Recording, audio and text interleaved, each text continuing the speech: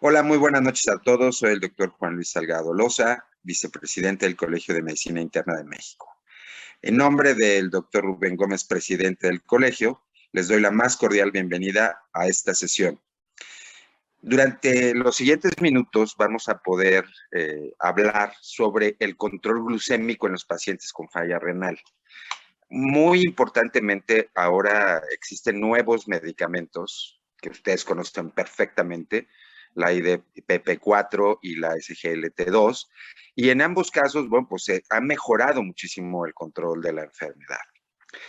Es muy importante el tema que tocamos hoy, y este será dado por un experto en la materia. Él es internista, es endocrinólogo, y seguramente el doctor Raúl Carrillo Esper, quien les dará más datos sobre el doctor. Espero disfruten esta charla y, por supuesto, nos vemos pronto en Veracruz en el Curso Internacional de Medicina Interna que se llevará a cabo del 22 al 25 de julio en la hermosa ciudad de Boca del Río, Veracruz. Buenas noches y disfruten la plática.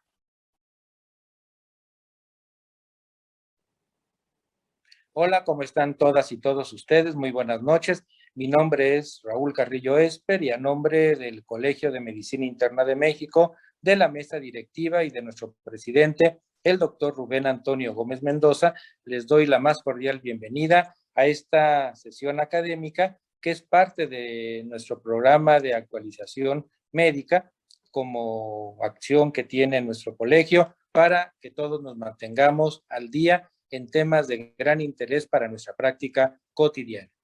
Como es de su conocimiento, la diabetes mellitus sigue siendo un problema muy serio de salud pública. Esto lo hemos comentado en otras de las reuniones y de las sesiones que hemos tenido por este medio. Y bueno, es algo muy conocido por todas y todos ustedes.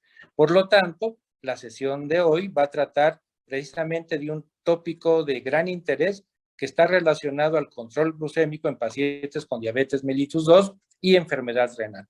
Y aquí vamos a ver la controversia, cuál es la estrategia más efectiva para el manejo de estos pacientes.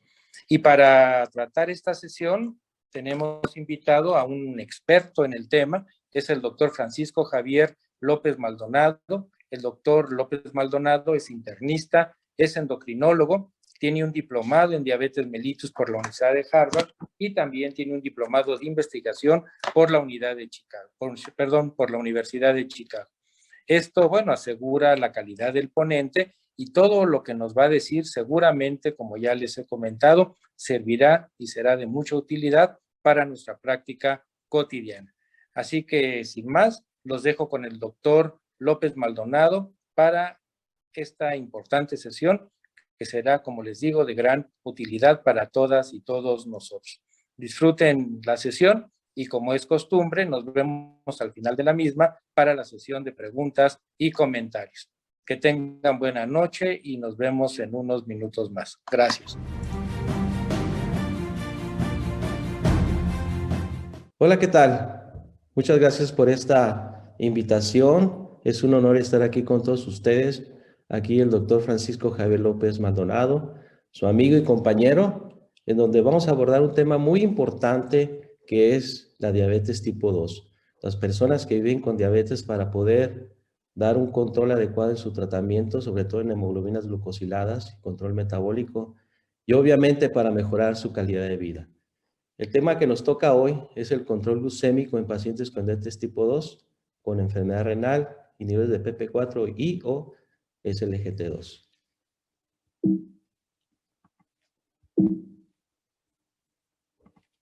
Estos son mis conflictos de interés, declaración de patrocinio. Esta actividad es patrocinada por MSD. Sin embargo, seré neutral en el abordaje del tema en que hoy nos atañe.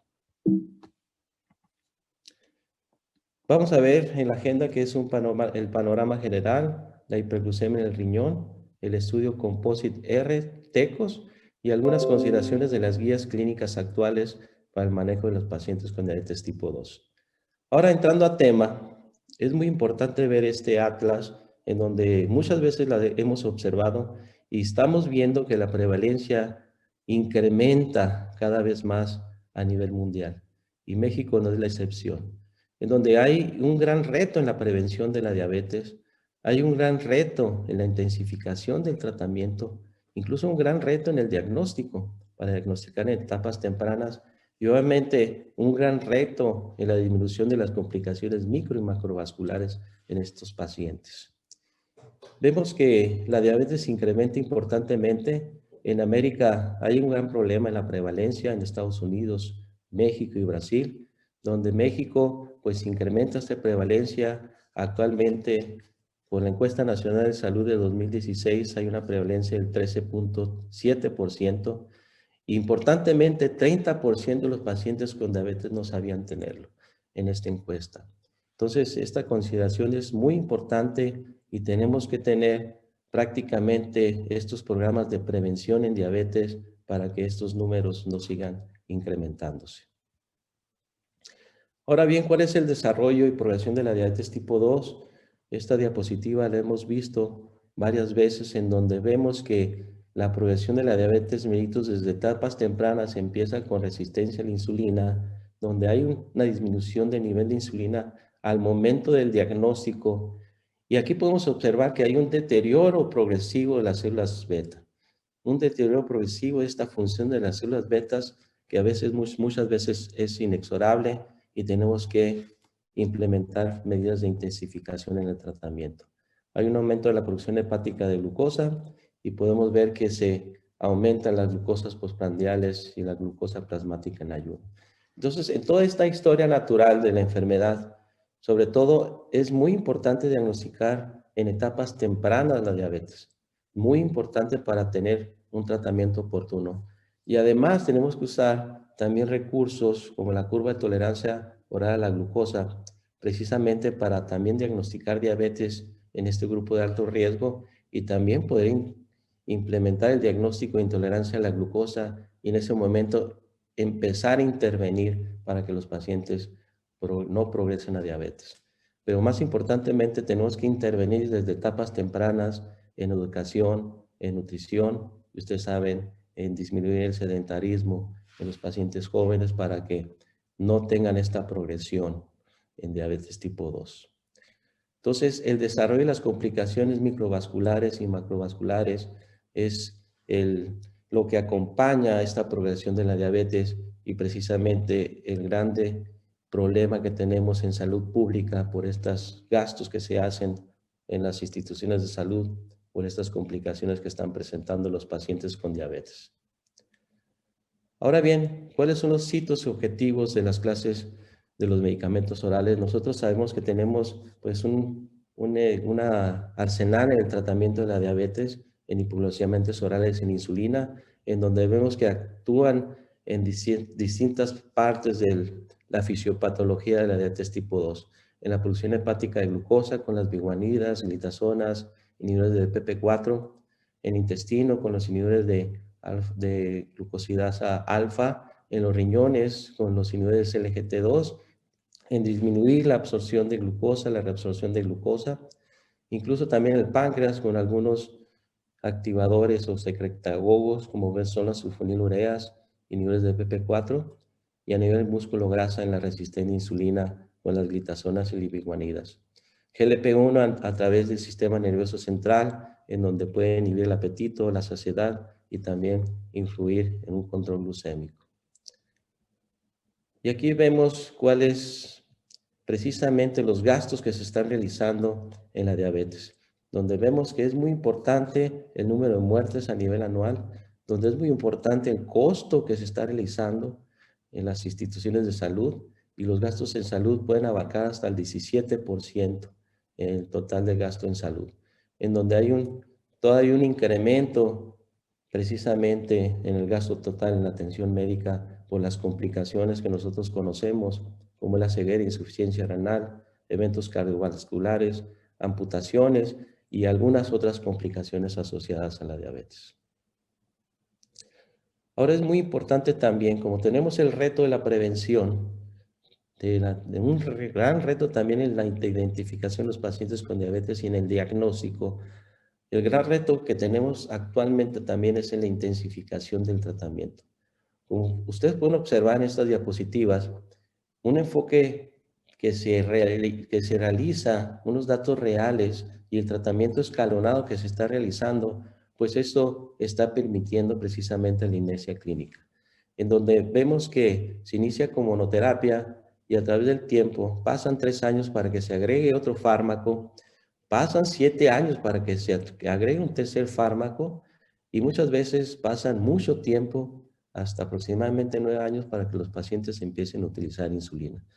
Entonces, este rango escalonado, pues, nos ha permitido que estos pacientes lleguen a complicaciones tempranas de microvasculares y macrovasculares, donde el enfoque real que debemos de tener es de que un inicio es tener una intervención de combinación de fármacos para que los pacientes mantengan metas de tratamiento y así a través del tiempo estos pacientes se mantengan en lo que llevamos hemoglobinas glucosiladas menos de 7, intervenir agresivamente con tratamientos que actualmente tenemos hoy en día precisamente para evitar esa inercia clínica.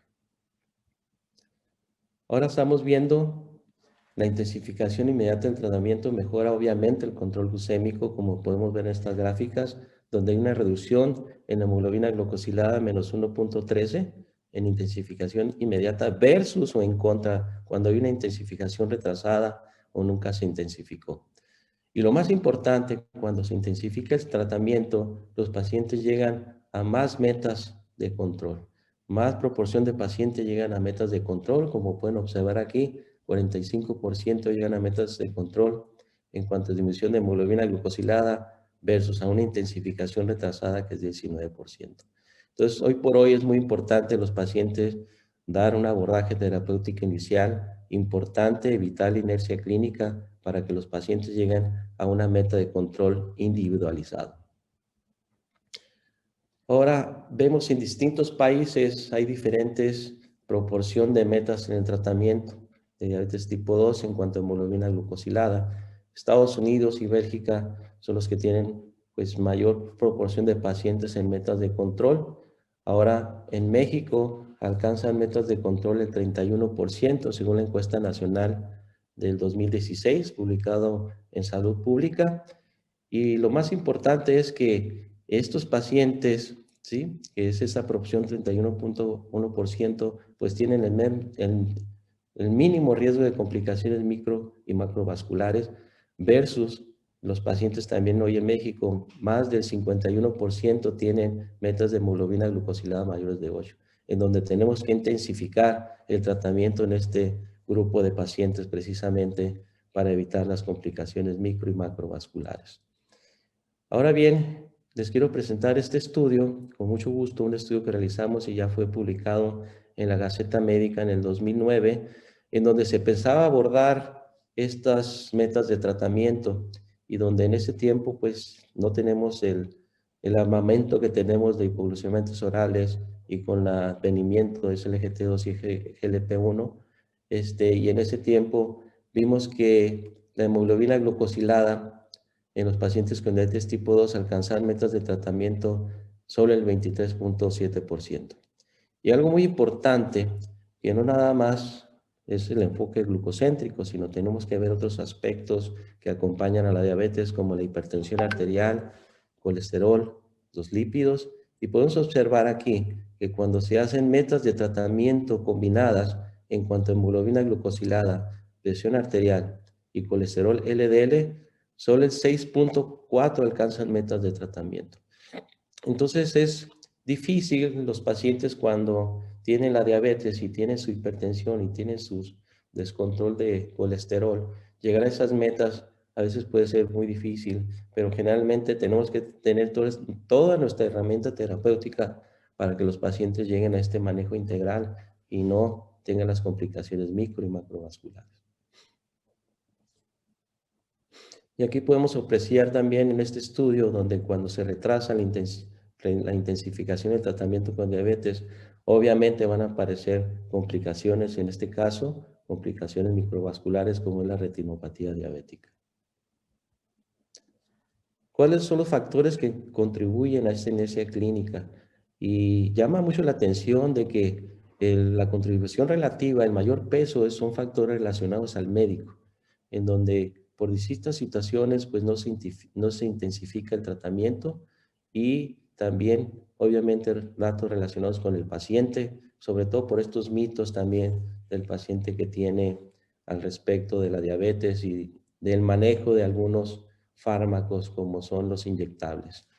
Y también obviamente datos relacionados a la salud, en donde el acceso a los servicios públicos a veces es difícil. Ahorita con esta pandemia fue muy difícil el acceso de los pacientes con diabetes a la atención primaria por obvias razones, razones epidemiológicas por el COVID. Y vemos que también datos relacionados al sistema de salud precisamente son con el acceso al medicamento. Es un gran problema en México, no lo podemos negar. El acceso de ciertos medicamentos es importante y no se da abasto para los pacientes que viven con diabetes. Ahora, ¿cuál es el efecto de la hiperglucemia en el riñón? Nosotros sabemos que hay varias vías fisiopatológicas de la hiperglucemia para que produzca daño renal.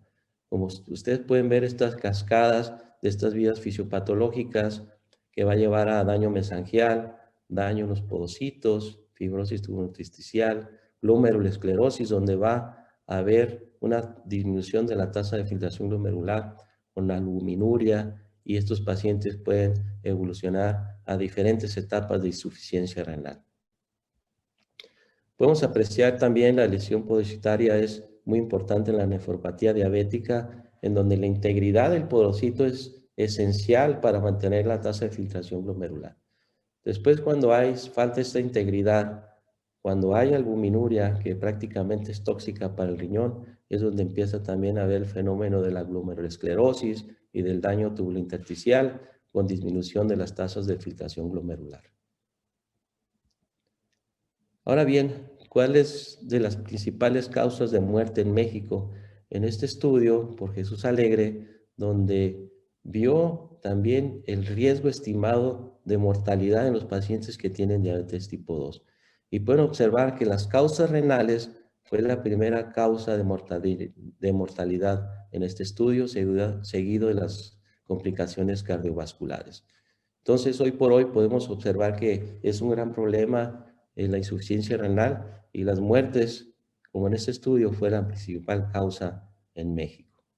Ahora bien, tenemos que interactuar también precisamente con las instituciones, con los pacientes, para ver que estos pacientes también tengan escrutinio precisamente en esos estudios que tenemos que tener de función renal y de albuminuria, para poder detectar a tiempo y poder dar una intervención también en la prevención de la insuficiencia renal. La insuficiencia renal es una comorbilidad reconocida en pacientes con diabetes tipo 2 y en este estudio más del 50% ya tenían una enfermedad renal establecida. Podemos observar que el 38.3% tenían tasas de filtración glomerular de 60 a 89, 12.9% de 45 a 59 mililitros por minuto de tasa de filtración glomerular, y así en diferentes etapas y con sus proporciones, pero es evidente que los pacientes ya tienen, en la mayoría de ellas, un grado de insuficiencia renal. Y obviamente, en cuanto mayor evolución tiene la diabetes, pues mayor se asocia a una tasa de filtración más baja. Como podemos observar en este estudio, en cuanto evoluciona en años la diabetes, disminuye la tasa de filtración glomerular y también hay mayor proporción de diferentes etapas de la insuficiencia renal.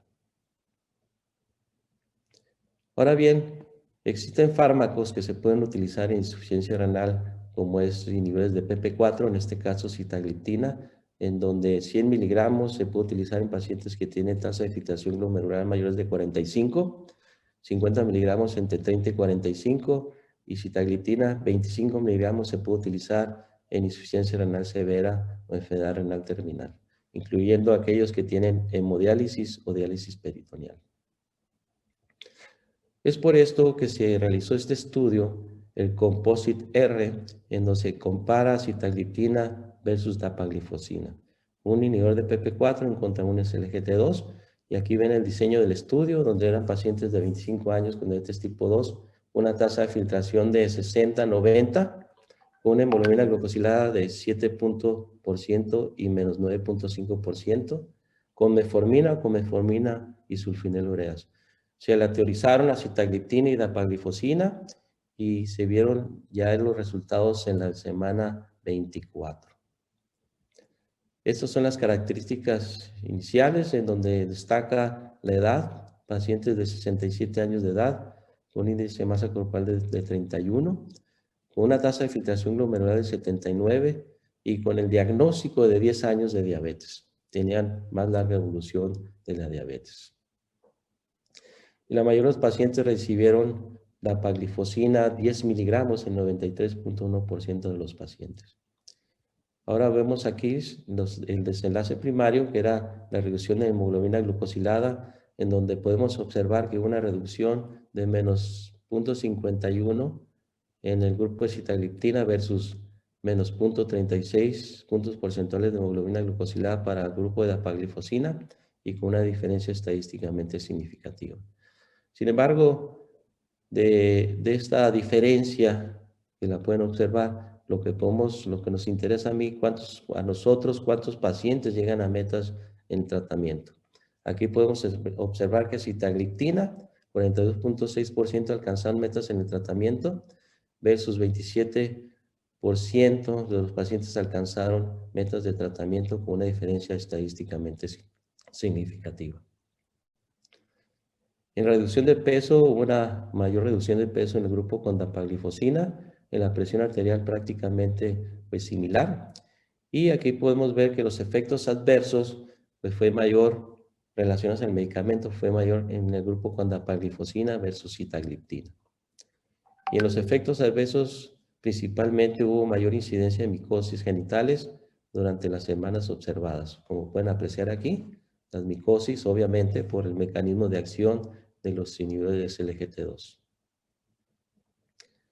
En resumen, en pacientes con diabetes tipo 2 e insuficiencia renal leve, pues con el tratamiento con sitagliptina, hubo mayor reducción en hemoglobina glucosilada, con mayor proporción que alcanzan metas de tratamiento y con un perfil de seguridad adecuado. Y la eficacia de sitagliptina es similar e independiente a la función renal.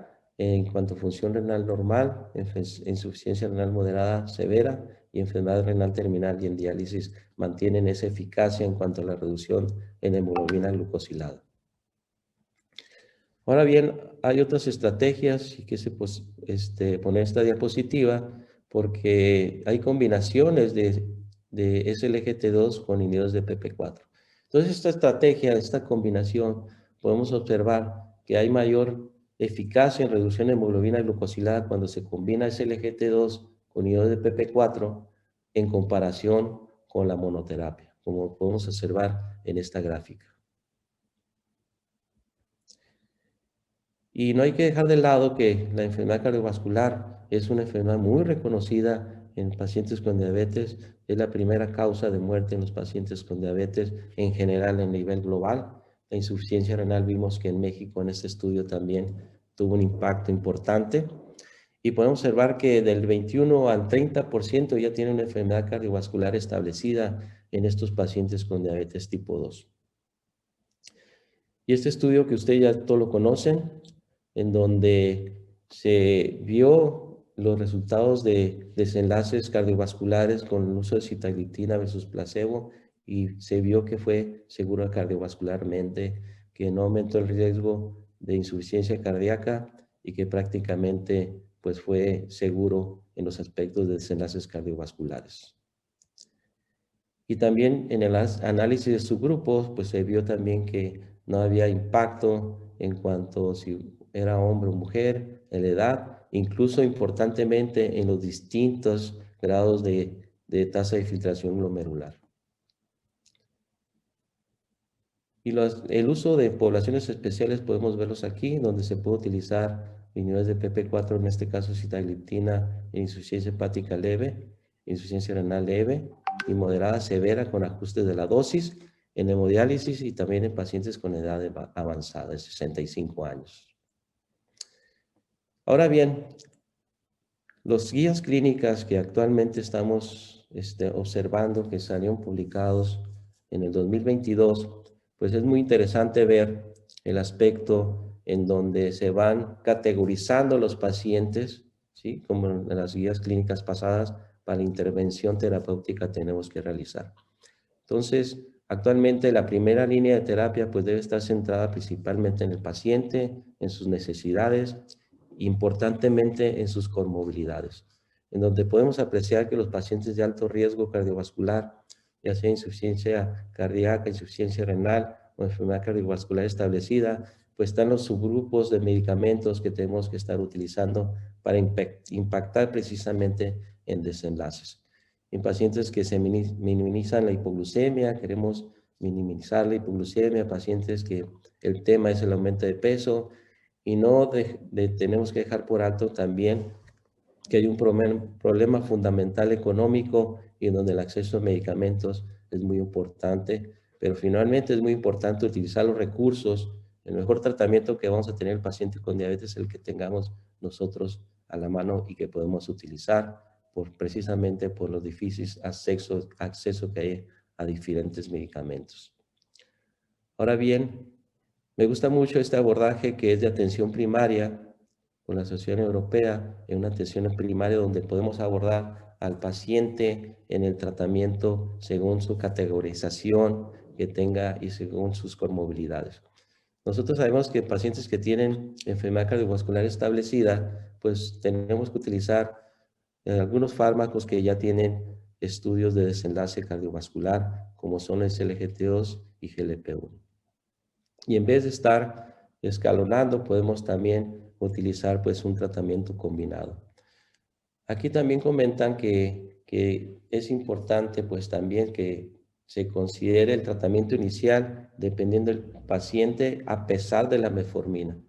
Entonces las guías clínicas se puede omitir la metformina e iniciar con fármacos que tengan desenlaces cardiovasculares o renales o de insuficiencia renal que están demostrados. Sin embargo, en mi opinión particular, pues podemos empezar una combinación si no hay contraindicaciones, porque la metformina sigue siendo pues un tratamiento que tiene su eficacia, que tiene su seguridad y sobre todo el costo que es accesible generalmente para todos los pacientes.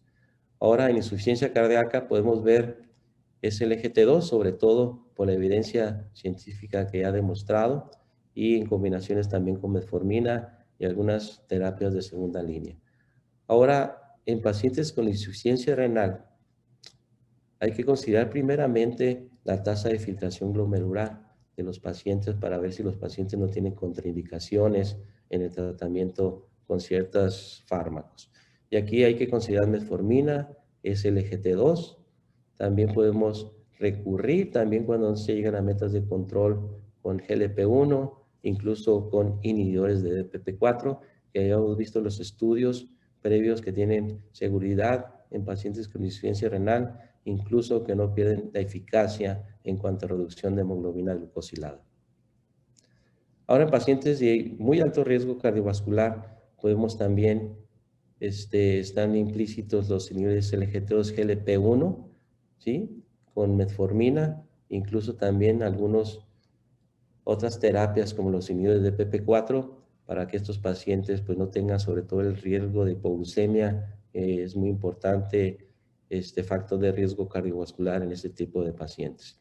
Y pacientes que tienen obesidad, pues estamos viendo metformina, GLP-1, inhibidores SGLT2. Sin embargo, los inhibidores de DPP-4 sabemos que es neutral en el peso y también se puede utilizar en este tipo de pacientes. Este es el uso recomendado y dosis según el nivel de tasa de filtración glomerular. Claro que se debe de adecuar al IPP de cada país, a las regulaciones que hay del uso de medicamentos según COFEPRIS. Y podemos ver aquí pues las sulfonilureas, ¿sí? En qué tasa de filtración glomerular se recomiendan usarlas generalmente, porque pues el riesgo de hipoglucemia es mucho mayor y aquí la seguridad es el tema. Incluso la metformina y algunos inhibidores de la insulina como pioglitazona, que hay que utilizar también con mucha cautela, sobre todo ya en insuficiencia renal avanzada. Podemos ver aquí los inhibidores de PP4 generalmente abarcan grandes según la tasa de filtración glomerular, abarca pues desde pacientes que tienen insuficiencia renal terminal a pacientes que tengan insuficiencia renal leve. Y aquí estamos viendo aquí también los GLP-1. Podemos observar que también se tienen que utilizar con algunas reservas en pacientes con insuficiencia renal, y los niveles SGLT2, que habrá que revisar también, como les comenté, las vías regulatorias de COFEPRIS, de cuando se utilizan estos grupos de medicamentos en insuficiencia renal. Ahora bien, no hay que dejar de lado también esta cuestión en donde ya se están realizando estudios de desenlaces renales en pacientes que tienen pues una tasa de filtración, algunos de ellos adecuados o a cierto grado de insuficiencia renal, en donde vemos que el resultado de disminución de riesgo de aumento de creatinina al doble de enfermedad renal terminal o muerte, en esos estudios pues hay disminución del riesgo, una significancia estadística en los distintos estudios que tienen tratamiento con empaglifosina, con dapaglifosina y con canaglifosina.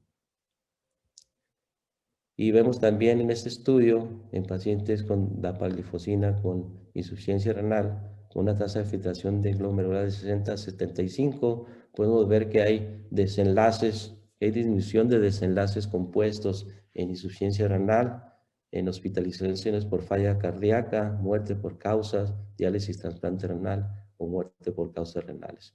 Entonces, hoy por hoy hay tratamientos que disminuyen o retrasan también el deterioro de la función renal.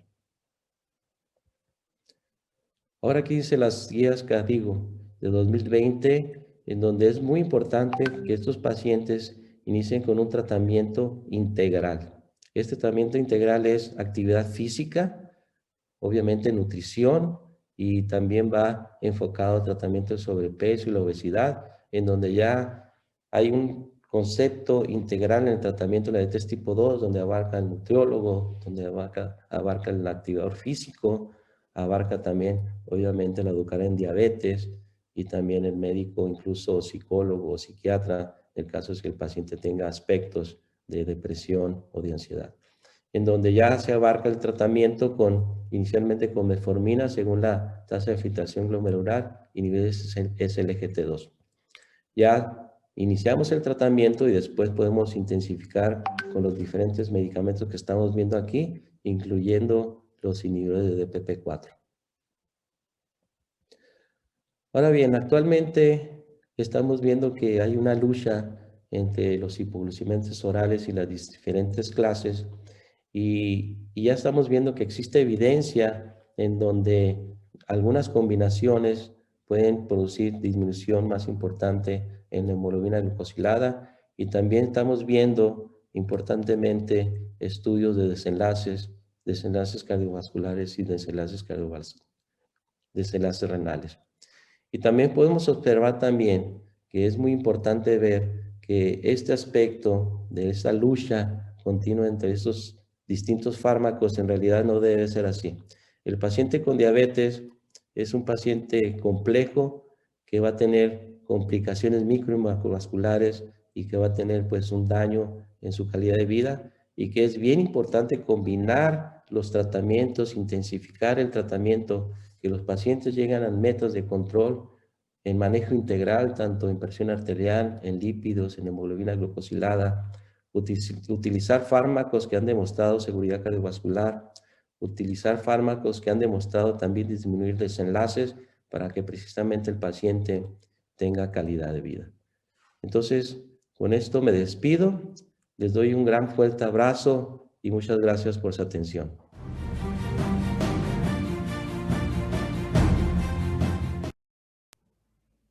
Buenas noches, soy la doctora Irma Archundia Riveros, vocal de filiales del Colegio de Medicina Interna de México. Y a nombre de nuestro presidente, el doctor Rubén Antonio Mendoza Gómez, le extendemos una felicitación a nuestro ponente, el doctor Francisco Javier López, quien es internista, miembro de nuestro gremio, y también endocrinólogo, quien nos dio una charla pues muy extensa sobre esta patología que tiene múltiples aristas, y por lo tanto podemos verlo de distintas desde distintos puntos de vista y tratamientos, abordajes, ¿no? Salirnos ya de este esquema que teníamos, pues con las guías previas de tratamiento, de ir paso a paso, ¿no? Además de no tomar en cuenta las patologías previas, ¿no? También damos la cordial bienvenida a todos los doctores que nos acompañan desde los diferentes puntos de nuestro país. Tenemos alrededor de 650 pues, visitantes que tienen múltiples preguntas, saludos y felicitaciones para el doctor Francisco Javier López. Doctor, básicamente tenemos una serie de preguntas aquí interesantes. Si nos dice el doctor Arturo Salas de Veracruz, si nos podría explicar un poco el efecto de la finerenona sobre el daño renal. Me parece que es la cuestión del sistema renina-angiotensina-aldosterona, ¿no? Sí, claro, buenas noches, tengan todos ustedes. Aquí su amigo, el doctor López Maldonado de Mexicali. Es un gran honor estar con todos ustedes actualmente. Y esta pregunta está interesante porque ya está ahorita incluso en las guías clínicas, ¿no? Para protección renal. Entonces, el uso de esta molécula, pues, como antagonista, pues, de los receptores mineralocorticoides, se ha estudiado, sobre todo en pacientes con nefropatía y para progresión de la insuficiencia renal. Y curiosamente, las guías clínicas ponderan con un nivel de evidencia muy adecuado esta molécula junto con los SGLT2. ¿Hay alguna diferencia entre finerenona y espironolactona? ¿Hay algún tipo de estudio en ese aspecto? Sí, ahorita los estudios clínicos están sobre todo diseñados pues en estas moléculas, ¿no? Ahorita actualmente no conozco un estudio que esté comparando los dos, pero está muy interesante también el utilizar espironolactona en este tipo de pacientes. Claro, nos hacen la pregunta también de si está indicada la metformina en pacientes con diabetes tipo 2 no obesos. Generalmente, pues aquí es un dilema también. Los pacientes que no tienen obesidad, que tienen diabetes tipo 2, generalmente, pues hay que tener cuidado también en el diagnóstico, ¿no? Generalmente, si tienen sobrepeso y tienen cierto grado de resistencia a la insulina, generalmente estos pacientes, pues se indica metformina. Ahora, en pacientes que tienen normopeso, ¿sí? Que no tienen ni sobrepeso ni obesidad, este tipo de pacientes hay que tener cuidado porque generalmente la obesidad y el sobrepeso se presenta principalmente en los pacientes con diabetes tipo 2, es parte de su fisiopatología, ¿no? Y hay que tener cuidado, les digo, porque muchas veces estos pacientes tienen otro tipo de diabetes, no tienen resistencia a la insulina y muchas veces hay que empezar, a veces es difícil categorizarlos, ¿no? Pero el paciente que se beneficia mucho mejor con metformina son los pacientes con sobrepeso y obesidad, sobre todo en el ensayo clínico que tenemos todos en mente, que es el UKPDS, que precisamente seleccionó ese tipo de pacientes. Bien, y ante esta pregunta, ¿estaría indicado medir la concentración de insulina o hacer algunas fórmulas para determinar cómo es la resistencia a la insulina en nuestro paciente para determinar el uso de metformina? Sí, pues básicamente la insulina, que muchas veces sí lo medimos en varios pacientes, sobre todo aquellos pacientes para determinar el grado de resistencia a la insulina, que muchas veces ellos clínicamente vemos que tienen acantosis, que tienen acocordones y que pues obviamente tienen un grado de resistencia a la insulina. Algunos clínicos lo medimos para seguir parámetros de disminución de la insulina con la metformina. Sin embargo, a veces el ensayo de la insulina no está estandarizado en todos los laboratorios y generalmente la estamos utilizando para estudios en investigación, resistencia a la insulina, HOMA. Actualmente los laboratorios sí están ya calculando el HOMA como un parámetro de resistencia a la insulina, pero yo creo que la clínica manda.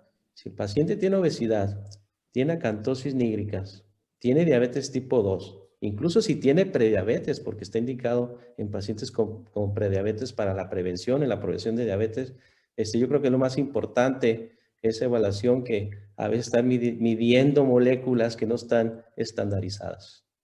Claro, y el ovario poliquístico, ¿no? También tomarlo en cuenta, bueno, tal vez para esta indicación. Tenemos otra pregunta sobre el síndrome de resistencia a la insulina y el daño estructural hepático. Por ejemplo, tumores que se modifican, opciones de inicio de tratamiento terapéutico. Si hay algún ajuste en estos pacientes. La resistencia a la insulina y en pacientes que tienen hígado graso, se ha visto que también tienen una situación de resistencia a la insulina y presencia de hígado graso, y la metformina tiene un rol aquí en esta patología. Ahora bien, la resistencia a la insulina per se, ¿sí? Y la insulina pues elevada puede ser un factor primordial en relaciones a ciertos cánceres, sobre todo cáncer de colon, ¿sí? Estos pacientes que tienen resistencia a la insulina y otros cánceres, estos pacientes que tienen resistencia a la insulina, está elevada su insulina, activa factores de crecimiento, ¿sí? Y se ha desarrollado pues en algunas cortes que el sobrepeso y la obesidad, sobre todo la obesidad con resistencia a la insulina, puede aumentar el riesgo de cáncer. Y la terapéutica que tenemos ahorita en estos pacientes, pues una de estas es la metformina. Se ha utilizado off-label en pacientes que tienen resistencia a la insulina sin tener prediabetes, incluso sin tener intolerancia a la glucosa, pero pues sabemos que es un continuo en la fisiopatología. Como pudieron ver, empieza la resistencia a la insulina y en el horizonte clínico, ¿sí? De antes de diagnosticar diabetes, podemos impactar tempranamente. No hay estudios al respecto todavía de intervenciones muy tempranas, ¿sí? En pacientes que tienen glucosa normal, por decir así, pero el paciente, yo lo he visto y hemos visto que muchos de los clínicos que vemos al paciente ya con acantosis nígricas, con obesidad, con riesgo de cáncer, tratamos de, además de las medidas integrales, plan de alimentación, ejercicio, que sigue siendo la piedra angular del tratamiento, pues damos a algunos clínicos metformina. Claro.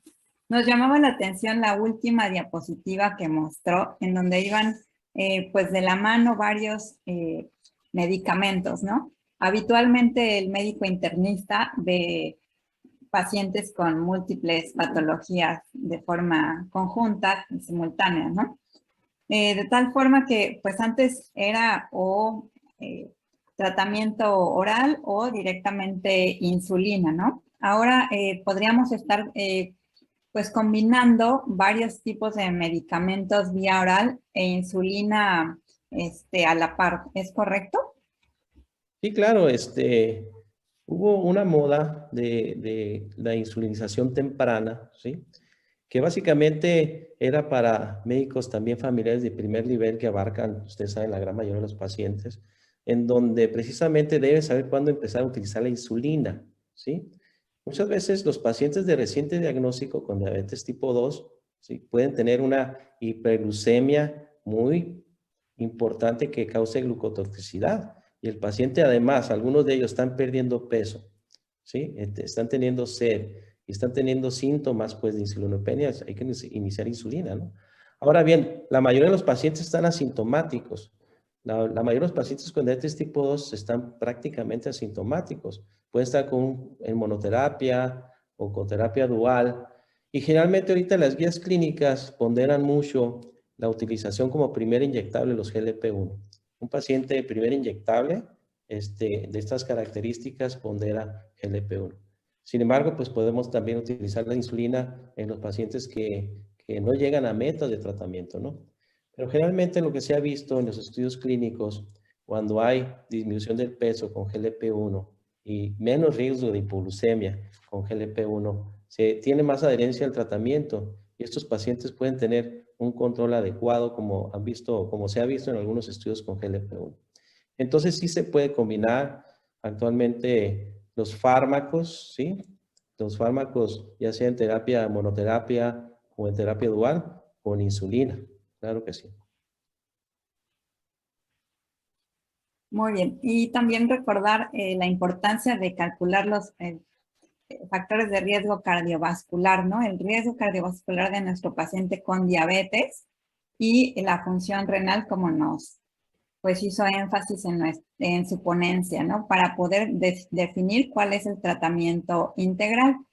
En este sentido, el doctor José Manuel Flores, pues aparte de hacerle una felicitación y extender un agradecimiento por su ponencia, nos pregunta cuál es la mejor opción, sitagliptina o linagliptina en pacientes con diabetes mellitus y enfermedad renal crónica con una tasa de filtración glomerular de 39 mililitros minuto. Ok. Yo trabajo en institución también, gracias a Dios, ahí me he formado. Y la primera situación, ¿cuál utilizaría en la institución? La que yo tenga, ¿no? Porque muchas veces no la tenemos y no optimizamos lo que tenemos. Y ahora bien, está muy interesante la pregunta del doctor porque hay un estudio que se llama Carmelina, que precisamente comparó con placebo a pacientes con alto riesgo cardiovascular y cierto grado de insuficiencia renal. Es un ensayo clínico diseñado para eso, en donde linagliptina, ¿sí?, no mostró superioridad, o sea, no mostró inferioridad. Fue segura cardiovascularmente y fue segura también en cuanto a desenlaces renales. No hubo una superioridad. Ahora bien, sitagliptina es otra molécula, ¿sí?, que estamos utilizando y que podemos hacer ajustes en la función, sobre todo en la dosis según la función renal, porque la linagliptina no se necesita ajuste, ¿no? Porque hay un metabolismo hepático. Ahora, sitagliptina se puede utilizar seguramente también en este paciente. ¿Y cuál podremos utilizar? Pues muchas veces podemos utilizar la que tengamos disponible, ¿sí? Tiene que ver los costos también. Y precisamente las dos se podrían utilizar perfectamente en este paciente. Perfecto. Y considerar que puede disminuir con algunos fármacos la filtración glomerular inicialmente, ¿no? Y pues no por eso hay que suspender los tratamientos. Exacto. Básicamente, tenemos otra duda del doctor José Manuel Flores también, que es en el mismo sentido, solo en una tasa de filtración glomerular de 30 mililitros minuto. Sí. Igualmente se pueden utilizar los dos fármacos, generalmente son seguros en insuficiencia renal. Ahora bien, aquí a veces el problema que parece que estamos, como puse en el round, así como el Canelo Álvarez y este señor, ¿no? Ruso. Entonces, lo que tenemos que hacer aquí, ver generalmente el tratamiento que va a beneficiar en desenlaces, ¿sí? Es muy importante ver eso. Está el pleito que inhibidores de PP4 es el LGT2. Aquí cabría muy bien los inhibidores de PP4, pero hay un estudio que mostré al final, en donde se interviene con un SLGT2 en pacientes con tasa de filtración de 25 a 75, y estos pacientes que reciben ese tratamiento, amén de la glucosa, tienen protección o disminución del riesgo de un compuesto renal, ¿sí? Y ahora bien, muchas veces sabemos que los SLGT2 pues pierden efectividad, ¿no?, conforme va bajando la tasa de filtración glomerular.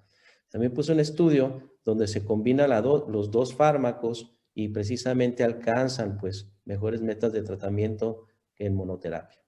Ahora bien, en el límite de 30, pues está en el 30 que si utilizan metformina, SLGT2, se pueden utilizar los inhibidores de PP4, pero abajo de 30, ¿sí?, no está, inicialmente de entrada no está recomendado utilizar los SLGT2. Se pueden utilizar otros fármacos de mejor seguridad, pero no los SLGT2. A ese paciente que me están comentando de 30 de tasa de filtración glomerular, pues prácticamente tenemos que estratificar el riesgo cardiovascular también. A lo mejor tiene un infarto, a lo mejor tiene una enfermedad cardiovascular establecida, pues también podríamos ponderar algún GLP-1 que está en el límite también de la función renal, pero en los inhibidores de PP4 en general, ¿sí? Las indicaciones y la eficacia vienen siendo las mismas, ¿no?, prácticamente. Bien, y ya siguiendo con esa misma tendencia, en el paciente que está en hemodiálisis, diálisis peritoneal, ¿cuál sería su estrategia terapéutica? Ese es un tema súper interesante y es un problema que pues nos atañe a todos, ¿sí? Cuando estaba Incluso estaba en medicina interna hace un año, pues y me tocaban pacientes que estaban en diálisis peritoneal y pacientes que estaban en hemodiálisis. Hay estudios en donde, por ejemplo, algunos inhibidores de PP4 se pueden utilizar en hemodiálisis en forma segura, ¿no? Pero generalmente un paciente que tiene estas características, muchas veces la mayoría de ellos utilizamos insulina basal, ¿no? Insulina basal a dosis pues muy adecuadas por el riesgo de hipoglucemia. Los pacientes que están en hemodiálisis, los pacientes que están en diálisis peritoneal generalmente tienen otras comorbilidades, son muy lábiles algunos de ellos para hipoglucemia, entonces generalmente utilizamos insulina, pero los que ahorita que se pueden utilizar pues en insuficiencia renal, en este caso con hemodiálisis y diálisis peritoneal, caben muy bien los inhibidores de PP4, ¿sí? Algunos ajustados a la tasa de filtración glomerular. Muy bien. El doctor Francisco Javier Cruz nos dice, la metformina sigue siendo el fármaco de primera elección, pero en enfermos que aún no tienen complicaciones crónicas, ¿cuál sería razonablemente el segundo fármaco a adicionar cuando ya no responden? Sí, claro, o sea, depende también de qué es lo que disponemos, ¿no? En la institución del trabajo es una institución, pues, que abarca el Estado, se le llama ISTECALI, y ahí a veces tenemos, pues, de todos los fármacos, ¿no? Y tenemos que individualizar al paciente. Se voy a poner un ejemplo. Tengo un paciente con metformina, ¿sí? Y el paciente tiene una obesidad de 35 días de masa corporal. Entonces, ¿cuál es el fármaco que va a impactar más en su peso? Y indudablemente GLP-1 es el GT2. ¿Me explico? Entonces ahí vamos combinando la metformina con el GLP-1, sobre todo, ¿no? Y sobre todo hay veces que también en nuestras instituciones que están abriendo algunos SLGT2 y GLP-1 hay que optimizar el tratamiento. Entonces depende del paciente precisamente cuál va a ser el segundo fármaco. Si el paciente tiene metformina y tiene cierto grado de insuficiencia renal, ¿sí? Vamos a poner, por ejemplo, 45 de tasa de filtración glomerular, este paciente se beneficiaría con un SLGT2. Si este paciente tuviera, como estamos viendo en las guías clínicas que nos categorizan a los pacientes por la evidencia que existe, si este paciente tiene enfermedad cardiovascular, tiene insuficiencia cardíaca, tiene problemas para bajar de peso, y el tema es la hipoglucemia o tiene también otros factores de riesgo, entonces ahí ponderamos pues ciertos fármacos. Afortunadamente tenemos ya grandes herramientas y grandes productos en el mercado y en las instituciones para poder hacer estas combinaciones. Es muy importante hacer estas combinaciones yo pienso que desde un inicio, sobre todo los pacientes que tienen hemoglobinas glucosiladas por arriba de 1.5 de la meta. Lo importante que comentaba pues también es si ya no pudimos prevenir la diabetes por algunas circunstancias y si ya no pudimos diagnosticar oportunamente al paciente con diabetes, ahora nuestra oportunidad es al paciente que llegue a esas metas de tratamiento, que son muy difíciles. Las metas combinadas son muy difíciles de alcanzar, sobre todo si los pacientes ya tienen 10, 15 años de evolución. Hay que impactar sobre todo en esos índices y claro, con un manejo integral, además de la aplicación del segundo fármaco. Sí, aquí nos comenta el doctor Éufrates Hernández, los fármacos que en forma transitoria reducen la tasa de filtración glomerular al inicio son los ICGLT2, claro, la dapaglifosina, empaglifosina, ¿no? Hay que tomarlo en cuenta. Sí, claro, sí, doctor. En los estudios clínicos ve que hay una división de la tasa de filtración glomerular, después como los ARA2, como los IECA, ¿no? Que empiezan a tener ese efecto, sobre todo el efecto renal, que tiene efectos hemodinámicos a nivel renal. De hecho, uno de los efectos, estos efectos hemodinámicos de los SLG2 es los que le da la protección renal al final cuando se utiliza en forma crónica. Entonces, sí hay que ver esta situación, hay que ver el paciente repetir la creatinina, calcularle la tasa de filtración glomerular, que es muy sencillo, en una calculadora lo podemos hacer, SKD-EPI, que estamos todos pues familiarizados con ello, es una fórmula muy sencilla, pero tiene razón, doctor. Sí, vale la pena leer el MK Kidney, que está poniendo como un parteaguas, ¿no? En la mortalidad en estos pacientes con enfermedad renal crónica y lesión, bueno, riesgo cardiovascular. Nos comenta la doctora Karen Aida Vargas si podemos dar como tratamiento inicial un GLP-1 en pacientes con obesidad y múltiples factores de riesgo cardiovascular como hipertensión, SAUS o dislipidemia. Sí, no, claro que sí, incluso está indicado como monoterapia, ¿sí?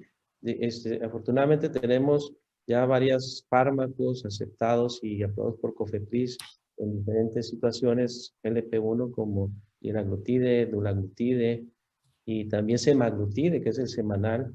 Entonces se puede utilizar como monoterapia incluso. No se pelea con la metformina para combinarlo hacen una buena sinergia metformina con GLP-1, pero sí está indicado en pacientes. Ahora, en pacientes que tienen ya una enfermedad cardiovascular establecida, ¿sí? Que ya hayan tenido un evento cardiovascular, estos pacientes se benefician mucho con un GLP-1 por los distintos estudios que disminuye el riesgo cardiovascular. El parteaguas del tratamiento de la diabetes fue precisamente el GLP-1 con los estudios, el inicial fue el estudio líder con liraglutide y ahorita que mencionaron el EMPA-REG con empaglifosina, donde ya hicieron parteaguas en el tratamiento de la diabetes, sobre todo para prevenir las complicaciones macrovasculares, ¿sí? Entonces, con toda confianza se puede utilizar un GLP-1 en pacientes con obesidad, con diabetes y que tienen factores de riesgo cardiovascular. El doctor Jorge Rodríguez nos dice, ¿puede comentar la utilidad de usar alfa-cetoanálogos de aminoácidos en la progresión de la enfermedad renal crónica? Soy el doctor Meneses. Les agradezco mucho que estén aquí puntuales como cada ocasión mensual. ¿Están comentando ahorita al respecto? ¿Puedo repetir la pregunta? Como que se metió un audio ahí, perdón, ¿eh?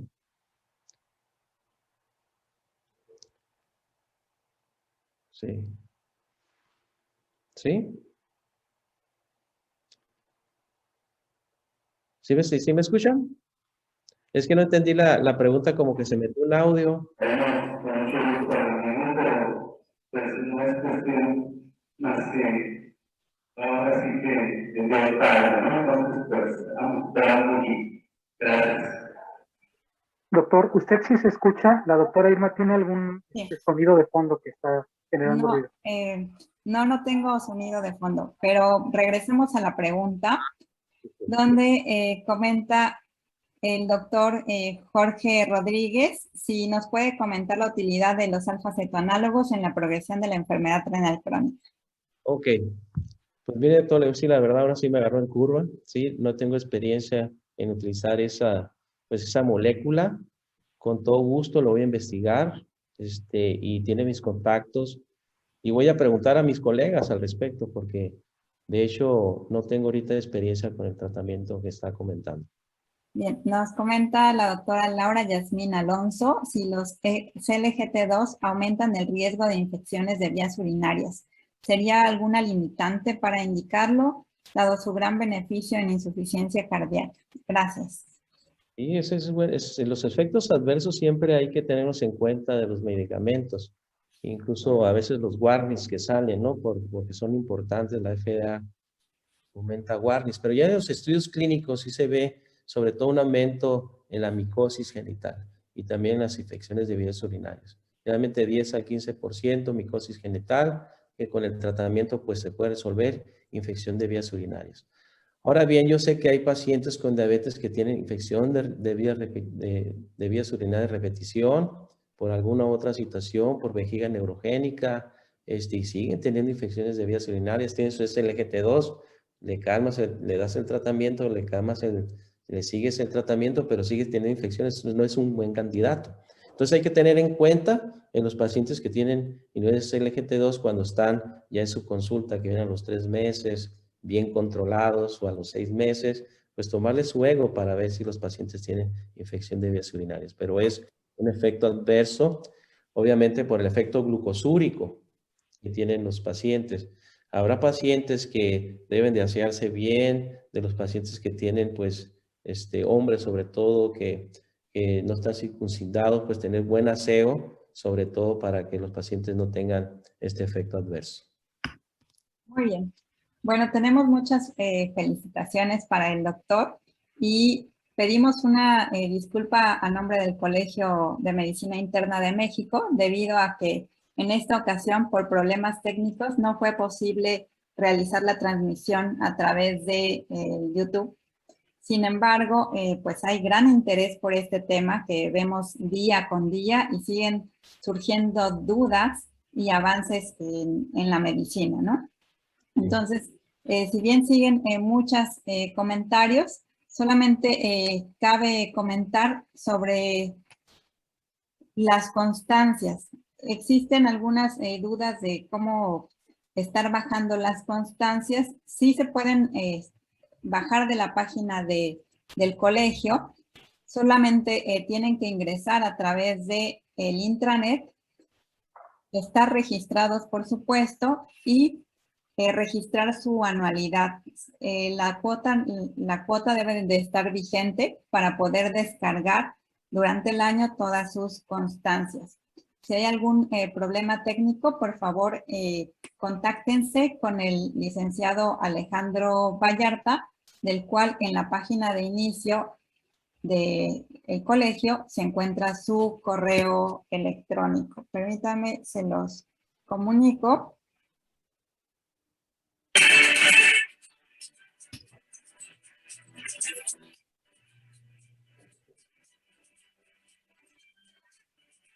alejandrovallarta@gmail.org. Gracias por estar presentes durante nuestra sesión.